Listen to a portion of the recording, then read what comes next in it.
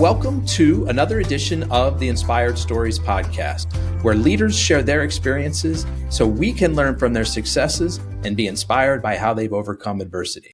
My name is Anthony Codispoti, and today's guest is Todd Treml, Chief Executive Officer at Touching Hearts at Home.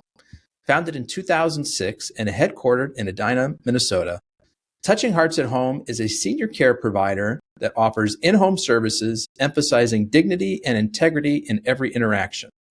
Under Todd's leadership, they focus on companionship, light housekeeping, meal preparation, and Alzheimer's and dementia care to help seniors and others remain comfortable in their own homes. Todd has over 30 years of experience in franchising, specializing in sales development, operations, and marketing. He has built effective teams across multiple brands and holds a BA in political science and economics from the University of Minnesota. He has also been recognized for building high-performing teams and elevating franchise sales across the country. He is known for driving franchise sales performance and has guided Touching Hearts at Home to expand its heartfelt services nationwide. Now, before we get into all that good stuff, today's episode is brought to you by my company, Add Back Benefits Agency, where we offer very specific and unique employee benefits that are both great for your team and fiscally optimized for your bottom line. One recent client was able to add over $900 per employee per year in extra cash flow by implementing one of our innovative programs. Results vary for each company, and some organizations may not be eligible. To find out if your company qualifies, contact us today at addbackbenefits.com.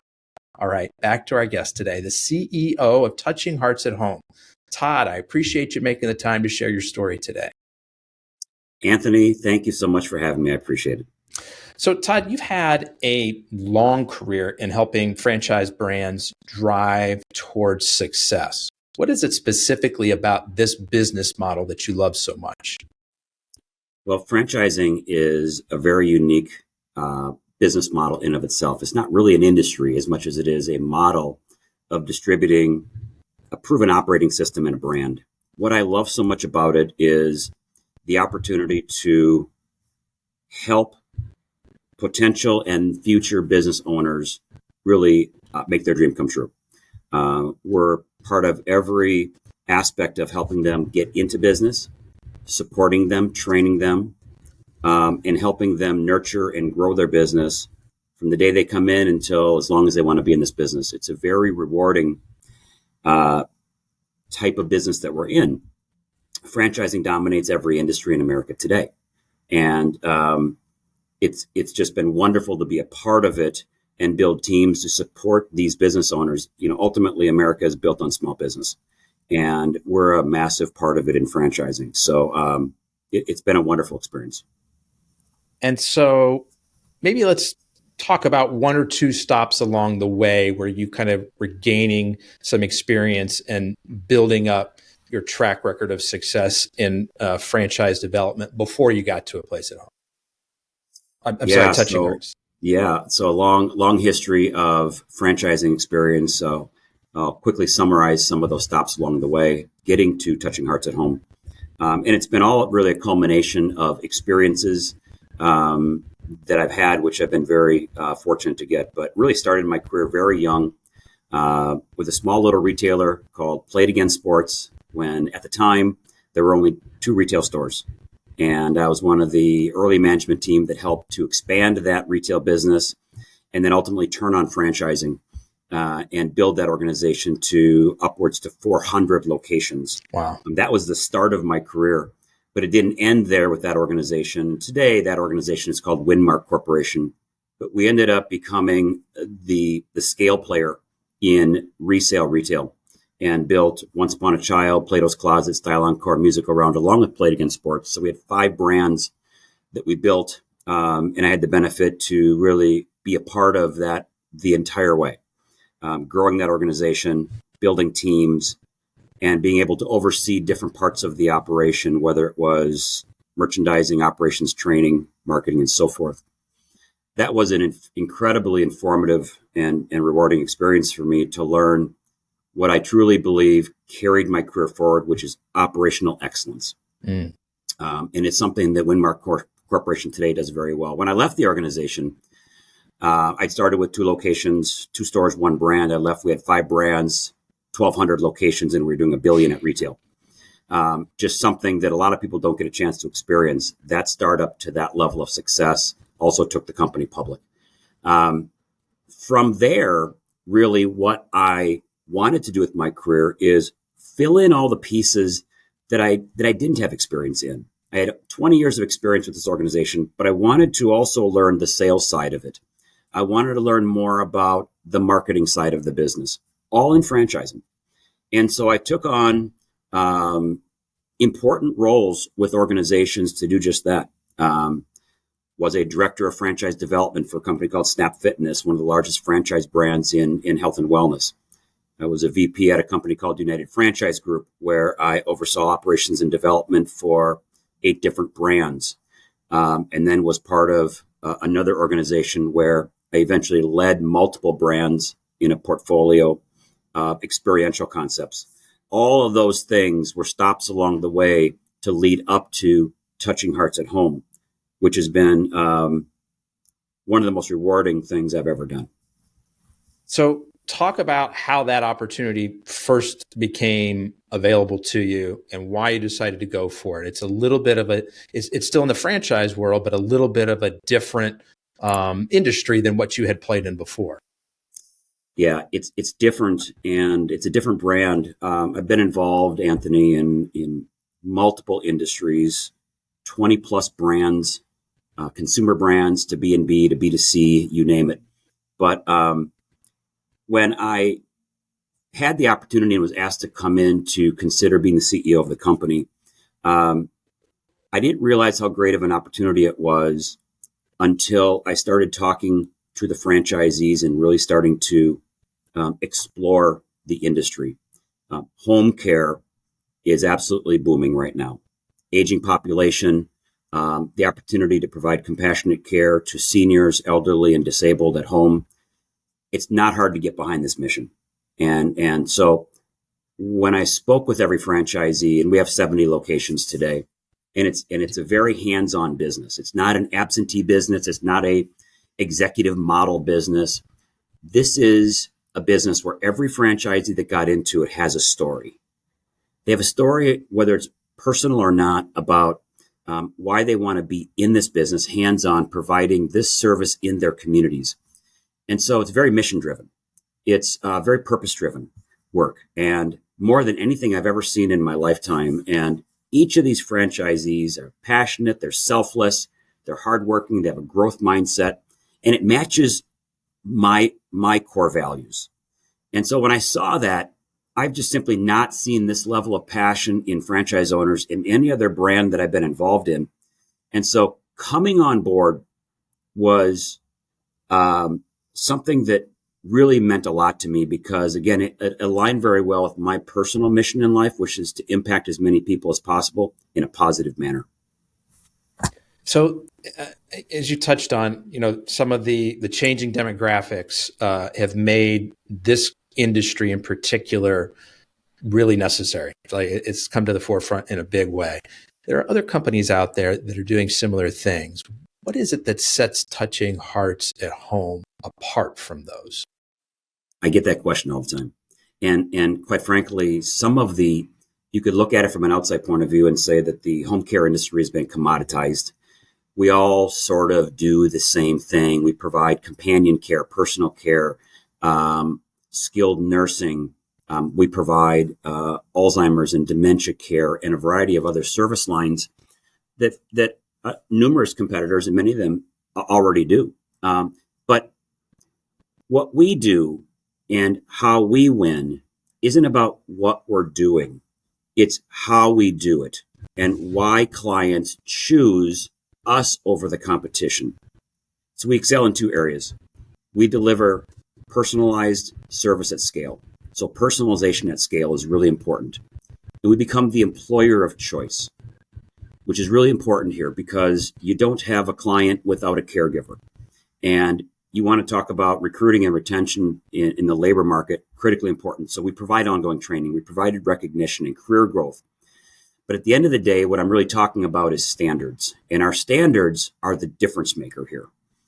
We can do the same thing that everybody else does, but I believe that we excel in what we do and how we do it in the marketplace. Say more about the recruiting and the retention piece, because it occurs to me that in your business model, I was going to say two, but I think you've got sort of three different clients that you're serving. Correct me if I'm wrong. As the franchisor, you're serving the franchisee. You're Yes. also serving the patient, the client, and you're serving the employee. Because, like you said, there's no care to give if you don't have the caregiver. And so, as I think about sort of those three different pillars there, maybe talk first about like the caregiver side of things. What is it that you guys are doing that's different to find good folks and hold on to them? Yeah. I think ultimately, if you look at our network of franchisees in all of our locations, what we do really well is align with mission. And so a caregiver can go and work wherever they choose. There's not enough caregivers in the marketplace today to satisfy the entire need. So there's plenty of options in front of them. So I think it comes down to how do you do it? How do you do it best in class? You need to be competitive with your wages. You need to be able to provide them with things like career path. We've had many caregivers that have become part of our administrative staff. Caregivers ultimately become owners of businesses. And so we want to lay out that career path for them. We have recognition programs where we recognize caregivers regularly and acknowledge the work that they do. Oftentimes, one of the most important things we can do in any business, but really specifically in this type of business, is acknowledgement and making sure that we're checking in regularly with our caregivers to make sure we're meeting their needs, making sure that we're flexible with their schedules. They really need flexibility in their life. When you think about a caregiver and the market wages, it's not always about the wage. It's really, they can make the same money in a lot of places, but what they really want is the things I'm talking about, which is purpose-driven work, aligned with the company they're working with, flexibility in hours. Those are the kind of things that are important to us. We're continuing to add as we go along, and we may talk about technology, but technology also plays a key role as we get downstream in discussions about how do we become more effective in our day-to-day business. So those are a few things, Anthony, about the caregiver side of the business. But recruitment and retention specifically is so important. Yeah, talk a little bit more about the technology that you guys are using to enhance this. Yeah, so the marketplace is really trying to sort of, from a technology standpoint, figure out how to work within a very human-to-human business. We have caregivers, we have clients, we have franchisees, we have admin staff, as you said, franchisor. But really, it's a people business. And so what we're beginning to see right now in the marketplace is smart home devices are coming on right now. Your AI is starting to play a bigger role in making us more efficient. Remote monitoring is coming in. All of these things help us to maybe fill gaps when a caregiver is not there, when they can't be in the house at all times. These are things that help families stay connected with us and their loved one. So anything that technology can do to enhance the care are things that we look at. And there's a variety of things that we're looking at. And so the key to this whole thing really is to embrace the technology and improve the care, but not replace the human touch.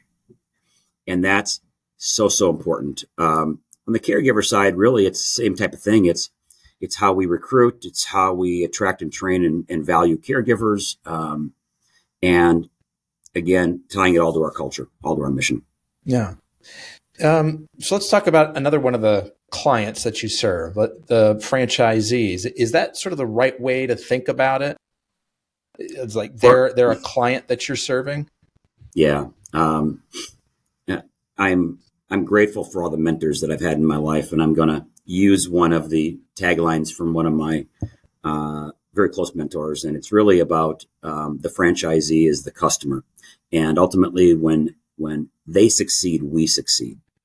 There is no scenario where a franchisee fails or doesn't do well, but yet the home office does great.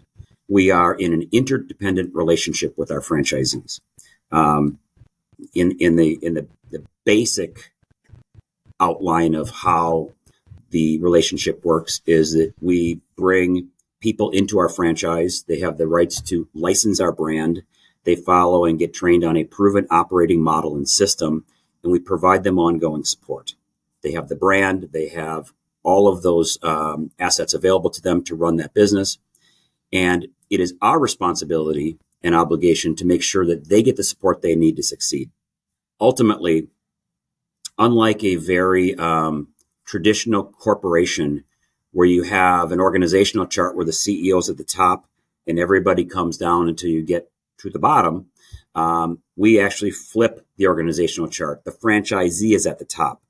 We are at the bottom supporting and serving that franchisee in their success. So ultimately, that's the most important thing. So it's not a command and control environment that we have. It's more of an influencer strategy that we have to support. That franchisee is our business, and they are our client because they serve the community. So how do we help them succeed? How do we help them be profitable? How do we help them with their marketing? All of these things they need to succeed. And then ultimately, if they're successful, we succeed as well on our side. You know, you were talking about the operational excellence that you really got to be a part of when you were at Play It Again Sports, and how you grew from just a handful of locations in a single brand of 5 brands, and I forget how many hundreds of locations. What lessons were you able to take from, because you don't grow that fast, that many different brands without having your stuff together, you know, without having great systems and processes in place. How have you been able to take some of that operational excellence that you were a part of there and introduce it to Touching Hearts at Home in a way that, you know, not only is helping the overall corporate strategy, but each of these individual franchisees that signs on? Yeah, great question. So I always talk about, you know, my takeaway from that experience, as well as other meaningful experiences along the way. But that particular one taught me that if you focus your energy and put your energy into supporting franchisees, that means every day when you walk into the building and you're focused on one thing, how do I make my franchisees better today?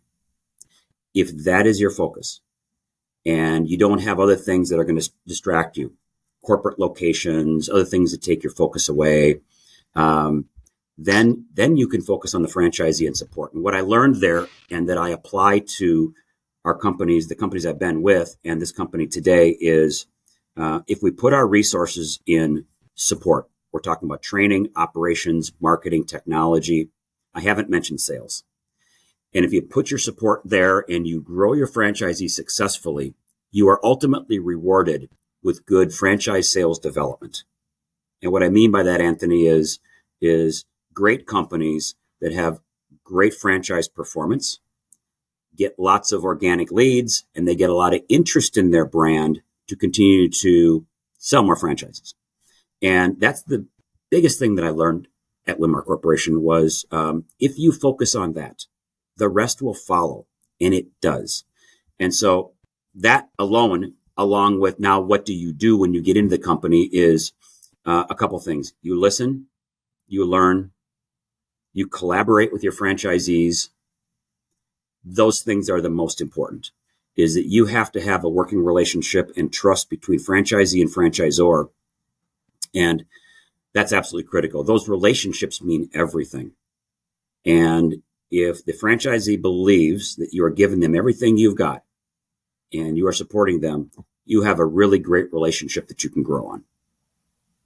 I'd like to explore for a moment, Todd, your own personal journey too, and now where you are as the CEO of a successful and growing company. Obviously, along the way, you've had, you've worked your way up, kind of director and VP, and kind of different roles, and now you're at sort of the top of the heap, so to say. Like, what has that growth and that transition been like for you? Yeah, it's really been. First of all, I think I would tell you that there are no shortcuts. It has been a lot of hard work. It's a lot of persistence. It isn't spend time for a couple years and do this, and then all of a sudden you're leading companies. You have to, especially in this business, you have to walk on a lot of glass. You have to have lots of experiences. And so all along the way, what I have done is really add to my skill sets, but also continue to learn from experiences along the way. And in franchising, sometimes it can get messy and there can be bumps in the road because you're dealing with lots of franchise owners and everybody has needs. But you have to be able to navigate that. And what I have learned in every one of these steps to get to where I'm at today is how do you deal with adversity? How do you deal with chaos that goes on around you? How do you deal with relationships? And ultimately, how do you build the right teams that can also do that? Because this is not a one-man show. I mean, people like to point to the CEO as being kind of the status symbol of the company, but the reality is it's really about the team that does the really important work with the franchisees who do really important work. It is a culmination of experiences that you can't get unless you go through it. Like I said before, there's no shortcuts here. And it just takes persistence. So all along the way, that is what I've done to get to this point. Yeah, as I think about what it must be like to be the CEO of a franchise with multiple franchisees, it does seem like there would be a lot of challenging moments because each one of these franchisees, they're a business owner, right? And it takes a certain type of personality to be a business owner. You've got to take charge. You know, somebody with your own ideas. You know, you go out there and you problem solve and you get things done, and that's great. That's what you want. But then it can be challenging sometimes to work with those personalities to still fit under the umbrella and the identity of the master brand itself. It's really true. You have a wide variety and an array of personalities and experiences that come into franchising. In most cases, somebody that comes into a franchise has no business background in terms of ownership. So they're owning usually their first business ever. Some come from professional backgrounds, very successful in management or some other professional background, or maybe they had a different background. Maybe they were in other lines of work, whatever the case may be. You have individuals that are true entrepreneurs that come in and they just want to go. And what we say is, and what is so important in the franchising model is we have a proven operating system. We ask our franchisees to follow that model. Stay on course. Don't deviate off of it. It's been proven successful. This is what you've invested in. And if you just follow the model, and again, we're not asking them to be robots, but follow the model, at least for the first couple of years, figure out this business. And as you see other opportunities to grow your business, share those with us and let's talk. The best ideas always come from our franchisees. But in terms of the business model itself is something that I will not yield on in terms of making sure that they really follow that, because too often in franchising, franchisees can go off track and it leads to problems. And so we have to pull them back in. So that's something that's very important when you're dealing with lots of different personalities and skill sets and backgrounds in franchising. And again, that gets back to trust and everybody being aligned on the mission of what we're trying to accomplish. Yeah, because as a franchise, you want to make sure that the service is consistent across all locations. I mean, for folks who maybe need something a little more tangible, think about a McDonald's, right? You want the hamburger and the French fries and the milkshakes to all taste and smell the same wherever you go. And it's a similar kind of thing, you know, with the brand that you're building, Touching Hearts at Home. You want the service to be consistent. You want the way that employees are being treated to be the same. You want the way that patients and clients are being treated to be the same. But you also made an interesting point that, you know, if a franchisee has an idea for something new to try, you know, an idea for growth, a different way to do things, share it with the larger team. Let's talk about it. And maybe there's a way to introduce this to everybody. Can you think of a specific example of an idea that came from a franchisee where you're like, this is great, let's roll this out to everybody? There are literally hundreds. I'll just start by saying, as a franchisor, as the home office, we're not a bunch of geniuses that sit around all day thinking about ideas on how to enhance and improve our systems and our networks. That's why we throw so much behind support. And what that means is we're in constant communication with our franchisees. And I've been doing this for 35 years with over 5,000 franchisees in different brands and industries. And when you're connected, you're hearing about best practices and you're hearing about these ideas. And ultimately, our job is to look at it, listen, learn. And if it's a really great idea and it's working in a location or more than one, we bring it back in, we package it, and we push it out to the network. Now, instead of one or two franchisees benefiting from this incredible idea, the entire network can. That's franchising in a nutshell right there. It's this network of people that are working together. So, there's tremendous opportunities. I'll give you one that just recently came up in our company. We have an advisory board that's very important to us in Touching Hearts at Home, a group of 7 highly passionate and committed franchisees that represent our network. And they literally came up with tons of ideas already that we're implementing. One of them was something called an owner forum. They wanted an opportunity to have franchisees speak on topics every single month to our network. Great idea. We implemented it. We put it in place.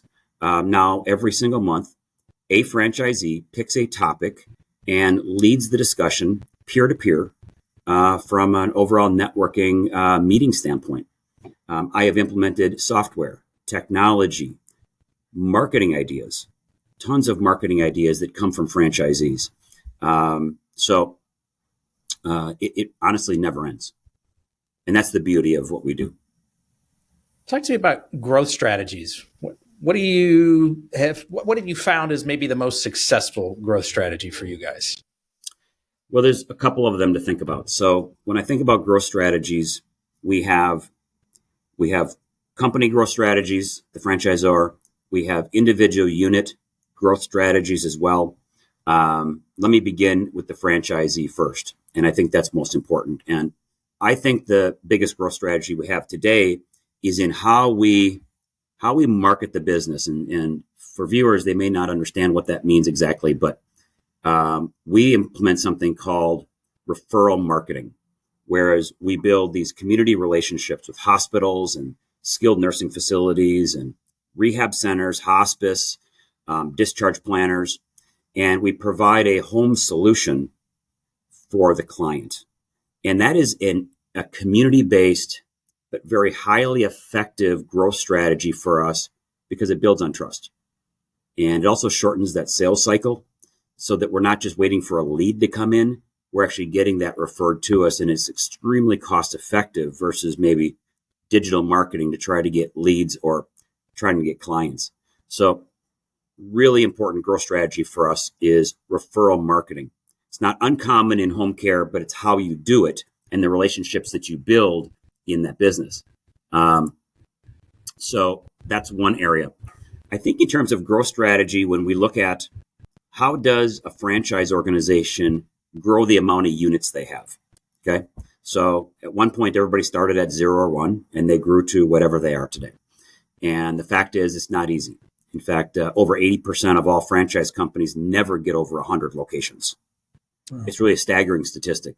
So you have about 4,000 franchise business models that are in the marketplace today, and the vast majority of them never get over 100. Frankly, the vast majority never get over 50. So first of all, it's hard. It's hard work. But as I said before, we're looking to expand our business and to be in more underserved communities. We have a lot of white space in front of us right now as a brand. And so how do we get from 70 locations to 100? Well, it starts with really good sales process, really good people. We've got an incredible development department here with a vice president that's our leader in that area. And we do all kinds of things to generate leads that come into us to grow our brand. Some of that is invested actual lead generation spend, But the best of it is organic leads that come in because they see the success of our franchise owners in the marketplace and they want to be a part of the brand. That's the inflection point that happens in franchising, which is it could be a customer, a client, or somebody in the community sees that and says, I want to be a part of this. This is an incredible opportunity. So we bring them into our process, and we've been highly effective at it. So 2 different types of growth strategies, Anthony, that we look at, franchisor or franchisee. Yeah, and that makes a lot of sense. Once you guys sort of get to a little bit of a critical mass of locations, that word of mouth engine really starts to become even more powerful. Are there, how would somebody learn more about the opportunity, and if where they live there's a market available for them, if this is something they're interested in? Yeah, the best place is our website, touchinghearts.com, and there resides all the information you need, whether you're a family member looking for a loved one for care and a location that we have and the services we provide, or if you're interested in becoming a franchise owner. You can go on our website and find all the content about what makes up the process, what the investment looks like, what the opportunity is, and what territories are available. All that's on the website. It's a click away. People fill out a form. It comes to us. We get back to them the same day, and we are looking for a really good fit. We like to say in franchising that we don't sell, we award. And we're looking for people in the right markets with the right intentions that are, financially and operationally qualified, and that really can share in the mission statement. Say a little bit more about the fit that you're looking for. Obviously, there has to be, a certain amount of financial capability there to be able to invest and support the opportunity. But personality-wise or experience-wise, what makes a good fit for you guys? You said it, and I said it, which is you kind of go through a process, a selection process to look at, okay, the basics, right? Are they operationally qualified? Do they have some level of experience in business management, managing people, being in departments running it? Are they financially qualified? Because we don't want to lead someone into business that doesn't have the financial wherewithal to succeed and put them in peril. So we don't want to do that. So those 2 things are critical. We do not require experience in the home care business or the healthcare business. We do not have specific backgrounds that we require for you to be an owner of this, unlike a lot of franchise opportunities, especially in places like food where you need background in it. We'll train you up on every aspect of how to run this business. We are looking for people that really ultimately can understand 2 things. Number 1, what is the job they're going to do? And are they really clear on the job itself? Okay, this is not a executive role, position, franchise, absentee situation. We need to have them understand what it is they're going to be doing on a day-to-day basis. And are they willing to do that? And number 2, are they willing to follow the business model, the franchise operating system? Again, as I said earlier, if they do that, we can help them be very successful. So if they have those 2 things, and of course they need to have a level of passion behind it. It's very rare that we get a candidate that comes in to become an owner that doesn't have a story about a parent, a grandparent, a loved one where they had to deal with healthcare issues or home care at some point in time. So we're looking for those people that have that passion, and generally it's naturally that just happens. They have that. That's why they come to us. But we also want to make sure they're going to stay real focused on the operating model. And we won't yield on that. That's something that's very important to us. Yeah. Are there any fun projects that you're working on right now? Maybe new technology, new services that you intend to roll out? Anything that would be fun to kind of give voice to? Yeah, the technology side is really pretty interesting. It seems like it's a weekly, daily thing where we get hit with a new technology or enhancement in services somehow, some way. We have a lot of fun on the marketing side. Running contests, and we're very much in the social media platforms doing some great things. I think, just to share one item that we're looking at right now is basically a monitoring system that is not invasive at all. The client wears a bracelet, and it just allows us to measure certain things that are going on with that client. And the family can too. How much time do they sleep? Wandering. What is their gait, so that we can maybe predict if there's going to be falls. How long did they sleep? How long are they sitting up? How long are they walking around? I mean, all these things that take place, some biometrics involved in this as well, help us to just monitor and, more importantly, fill the gaps when somebody's not there.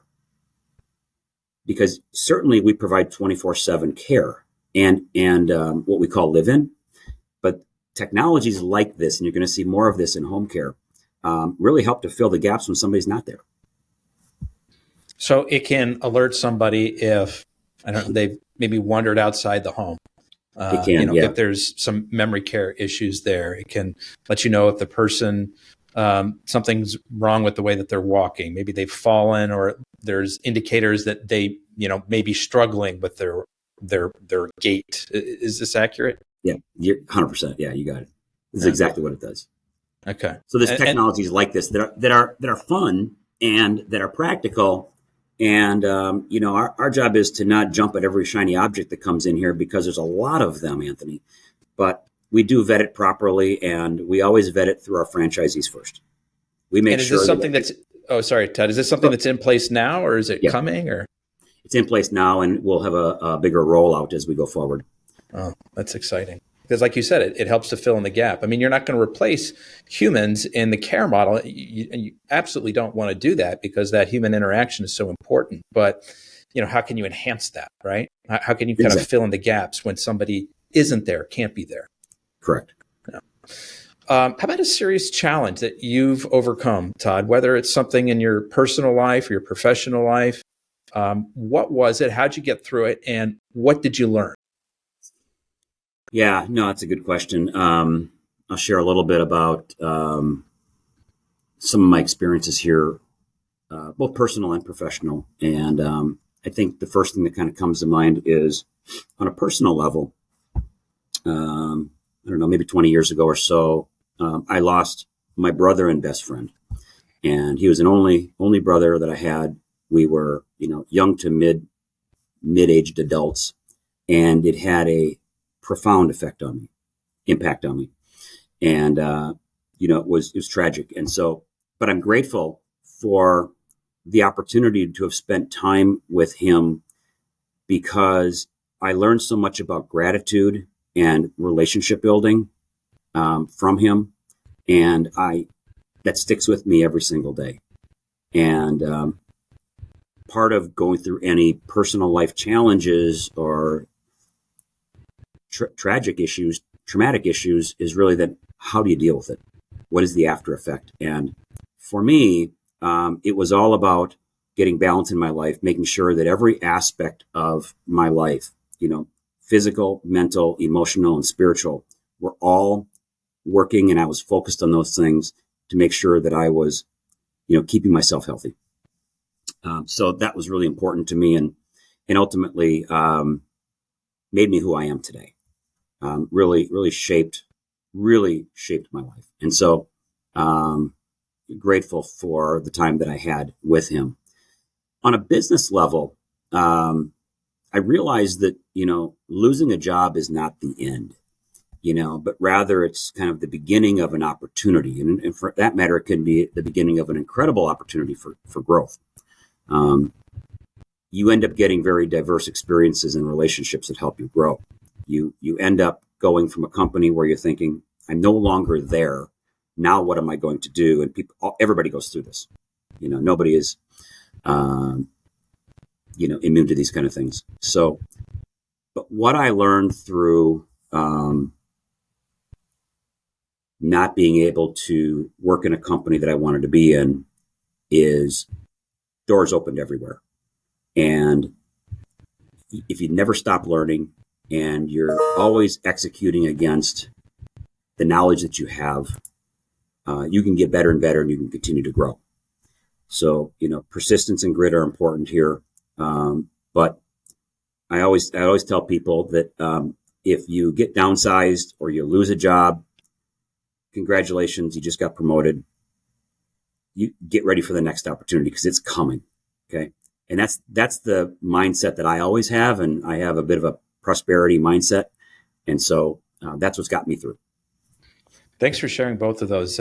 So sorry to hear about your brother.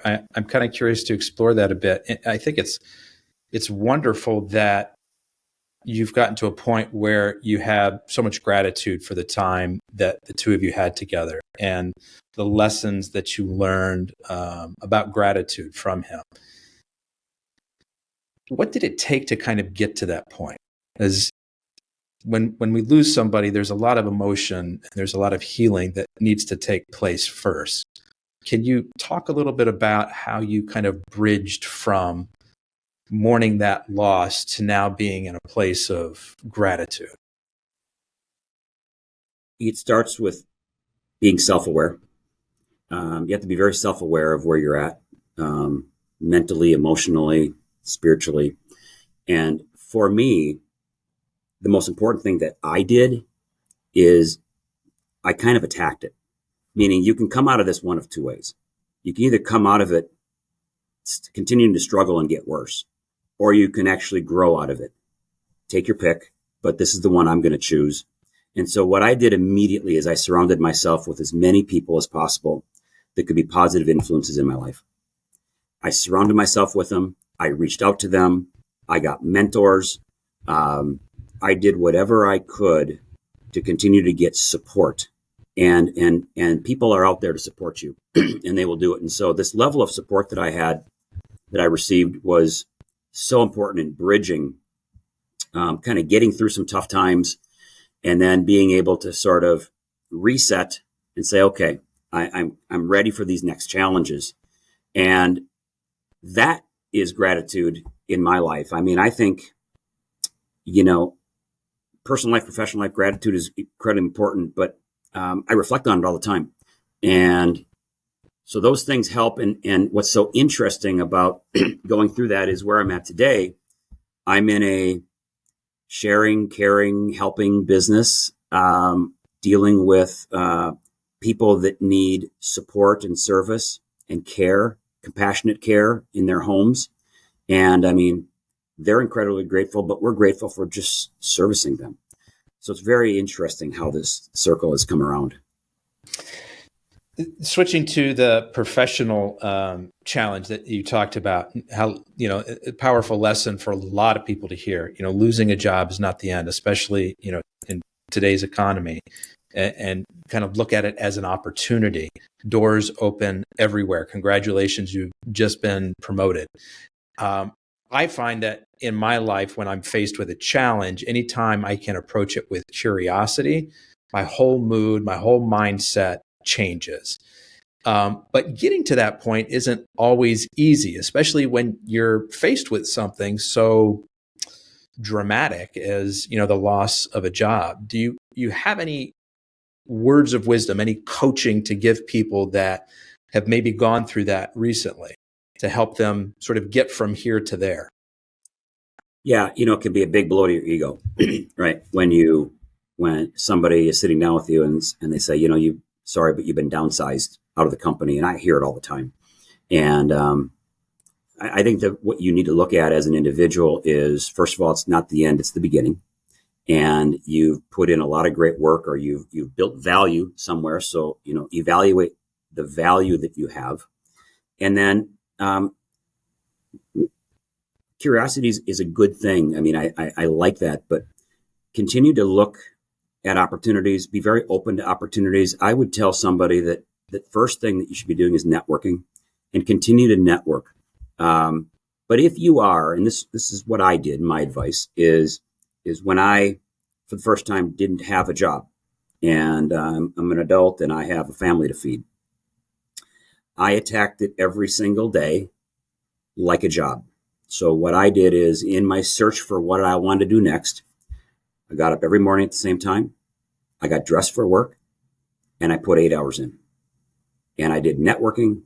I did, I was self-recruiting. I did everything that I could possibly do. Go to classes, go to courses, read, join associations, anything and everything. I approach it every day as that is my full-time job. And within 45 days, I landed in even a better spot than I had previously. And then 2 years after that, a better spot than I was at. And then 4 years later, another promotion, and then on and on and on. And so I approached everything with a lot of discipline. And that's really what I did and what I would recommend. That's such a powerful lesson there, right? Because I think when folks, they find themselves out of work, it's very natural. It's a human reaction to be sort of depressed and to withdraw and, to go into sort of comfort seeking mode.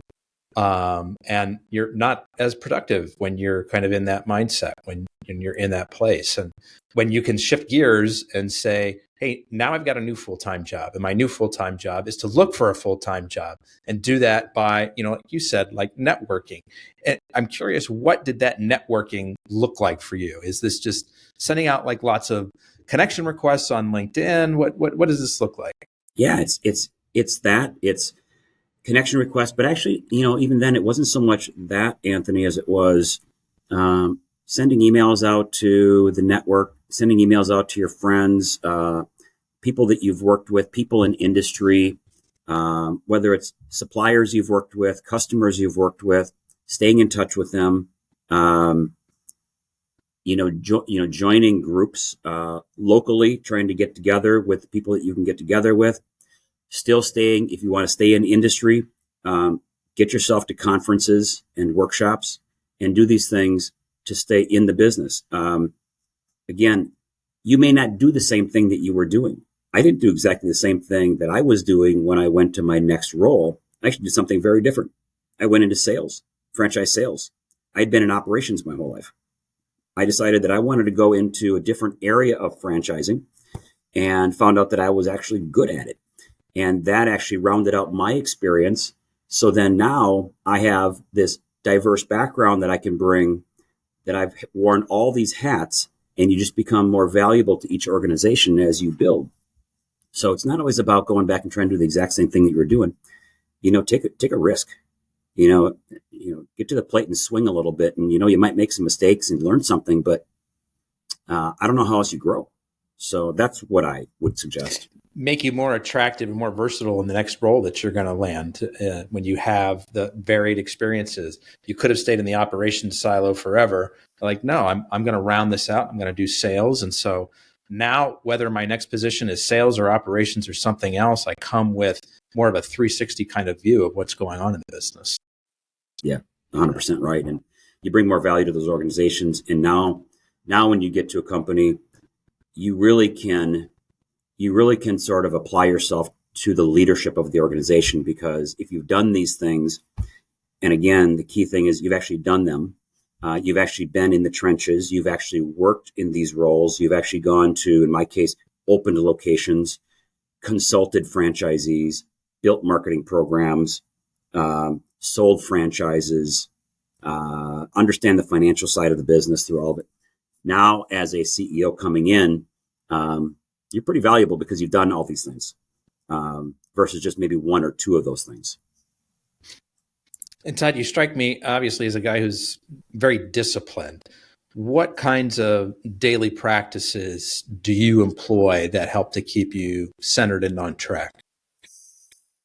Well, habits are a great thing, good and bad. But I would tell you initially, every single day, there's a bunch of things that I do.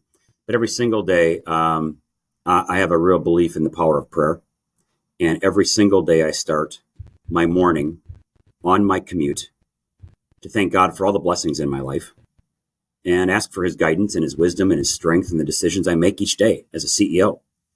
And I pray for clarity in these decisions and the ability to lead with integrity, because that's what I believe in, and the opportunity to do what I said earlier, which is to make a positive impact in the lives of those I serve, both in business, in professional life. That's really important to me. So that is a daily ritual for me.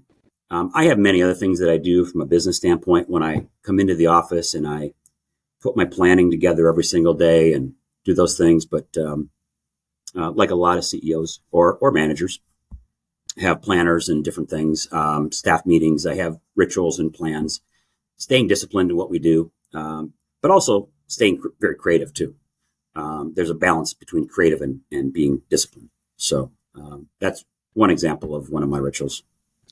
You strike me as somebody with very much a growth mindset. You're self-aware. You're able to reflect on things.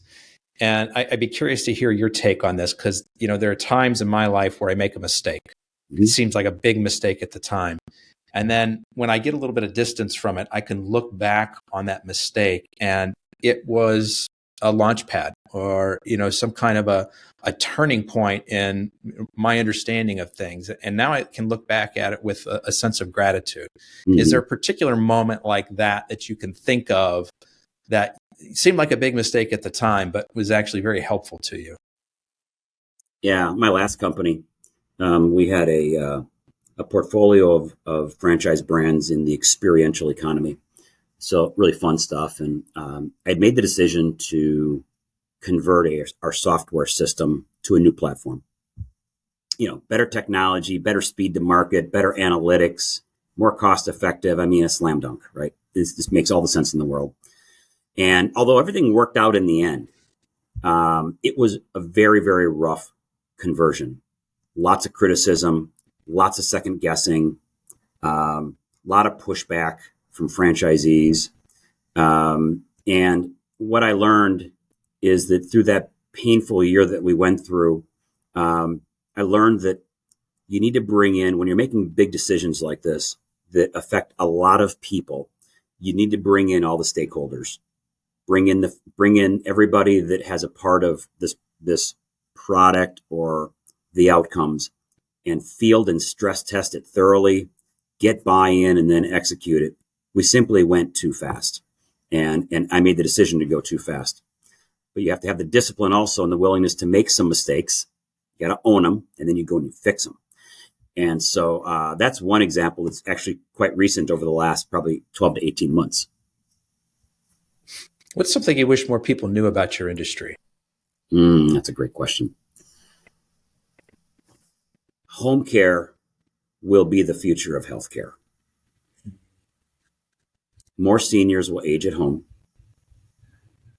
Healthcare systems are going to rely on us to keep people out of hospitals. There's been numerous surveys, Anthony, that 90% of seniors want to age in place at home. A lot of people don't know that. Touching Hearts at Home franchisees provide those services, those amazing services at a very, very high level in their communities. And that is why we are so driven on expanding to the underserved markets, because the statistics are crazy in the what I'll call the aging population right now. It is, you can look up any statistic. It's what we call the silver tsunami that is coming our way. So that's what I want people to know about our industry, is that it is growing, it is vibrant, and we are doing important work. Yeah, I'll second that. My grandmother, who passed away a few years ago, but when she was getting towards the end of her life, we really wanted her to go to some kind of a senior care facility. The social aspect would have been great for her. She, would have really thrived there. And the times where she did need to go because she was doing rehab or something, she really enjoyed herself. But just like you said, she very much wanted to be at home. That's where her memories were. That's where she was comfortable. That's where all her stuff is. She's, she knows the layout. And so, it was my first introduction to this several years ago. This industry was the services of being able to have, a trusted person come into the home and spend some time with her and help her with things. And so, I kind of had a front row seat to exactly what you're talking about there. Yeah. Last question for you. But before I ask it, I want to do two things, Todd. First of all, I'm going to invite everyone to hit the follow button on their favorite podcast app so they can get more great interviews like we've had today with Todd Treml, the CEO of Touching Hearts at Home. Todd, I also want to let people know the best way to either get in touch with you personally, the brand, or just continue to follow your story. We've got obviously the website, which is touchinghearts.com. And like you mentioned before, there's a giant start a franchise button in the top right corner if that's what people are interested in. But any other ways that folks could connect with either you or the brand? Yeah, you've nailed the one on the brand. Website's the quickest and easiest way. We're on social platforms. So we're on Facebook, Instagram, TikTok, Pinterest, YouTube. We're on everything. So you can always find us there. We're very active in those areas, but touchinghearts.com will get you where you want to go. For me personally, and I truly mean this, if you have any questions or would like to chat with me, you can reach out to me. You can find me on LinkedIn.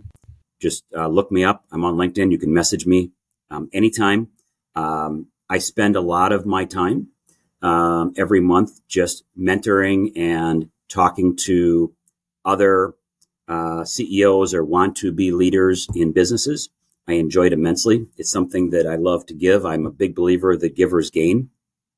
And so I invite you to contact me. And I also do the same thing, by the way. I'm constantly networking and talking to others is what I have a big practice on. So that's how you get a hold of me. And we'll include links to everything in the show notes. But if you're listening on the go right now, Todd Treml, Todd, and the last name is Treml. And if you just look for that, plus Touching Hearts on LinkedIn, you'll find him. So last question for you, Todd. As you look to the future, what exciting changes do you see coming in your industry? And I don't know, how can listeners in your field prepare to be part of that story? We talked a little bit about this earlier, and I think there's two things that I think are the future. Number one is technology is going to enhance care.